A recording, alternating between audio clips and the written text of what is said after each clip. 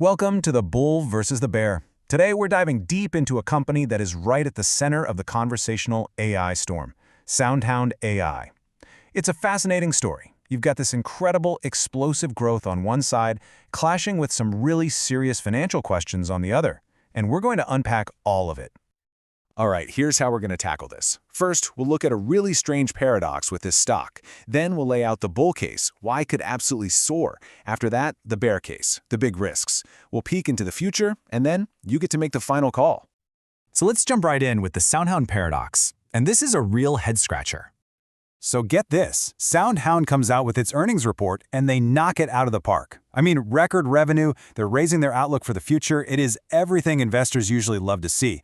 And what happens? The stock immediately tanks, dropping more than 9%. What in the world is going on there? This puzzle is really the key to understanding the whole debate. Wall Street is clearly seeing something that isn't in the headlines, and we're going to dig in and figure it out.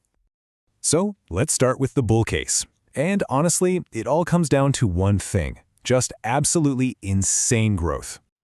Okay, first off, just look at these top-line numbers. In the third quarter, their revenue hit a record $42 million. That is a 68% jump from the same time last year. We're not talking about a little bump here. This is explosive acceleration. And it's not just one good quarter either. If you look at the year so far, they've already pulled in a record $114 million. That's up a jaw-dropping 127%. This is the kind of momentum that gets the bulls really, really excited. So where's all this money coming from? Well, kind of everywhere. You've got automotive, right? Jeep, Lucid, even a huge global sports car brand. Then there are restaurants. Their AI is in over 14,000 spots, including places you know like Chipotle and Five Guys. They're in finance, smart devices, healthcare, you name it. And this is the key part. It's super diversified.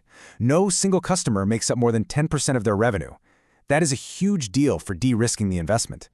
And the bulls will tell you, this is no happy accident. They've been working on this stuff for 2 decades. The CEO himself, Kivan Mohajer, basically said their long game is finally paying off big time. This has allowed them to build a massive technological moat, right? They've got their own proprietary AI called the Polaris model that they claim slashes error rates by up to 3 times. That's a huge advantage. Now this might be the biggest weapon in the bulls' arsenal, the balance sheet. They are sitting on $269 million in cash. And, get this, 0 debt. 0. That is a fortress. It means they have a ton of runway to just keep innovating and expanding without having to go back to the markets for more cash.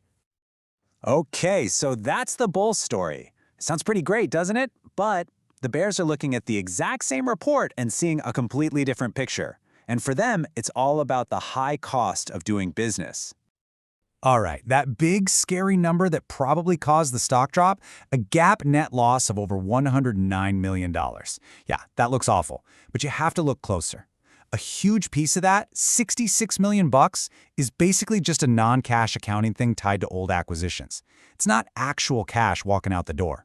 If you look at the non-GAAP number, which gives a better feel for their day-to-day operations, the loss is more like $13 million. Still a loss for sure, but a very, very different story.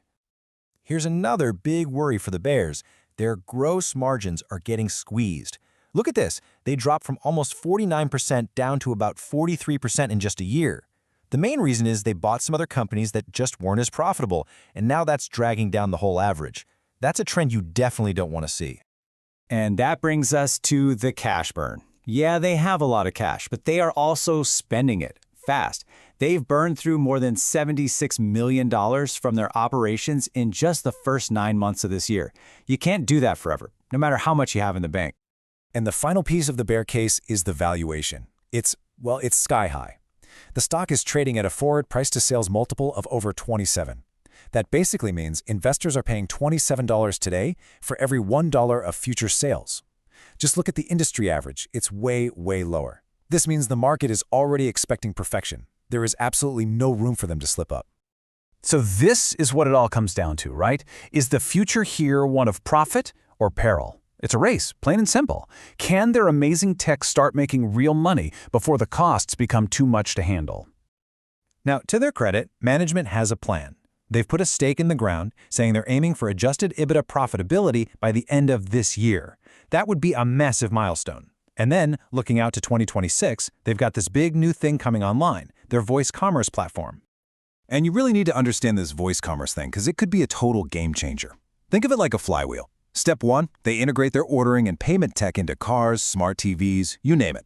Step 2, they partner with major brands. Step 3, and this is the important one, they get a cut of every single transaction. That's a way more profitable business. And step 4, the more people use it, the more partners want in, and the whole thing just spins faster and faster. If this works, it could completely flip their entire financial profile. All right, so we've seen the bull case with all that incredible growth, and we've seen the bear case with all the risks and the high costs. Now it's time for you to decide. So this is the core debate right here.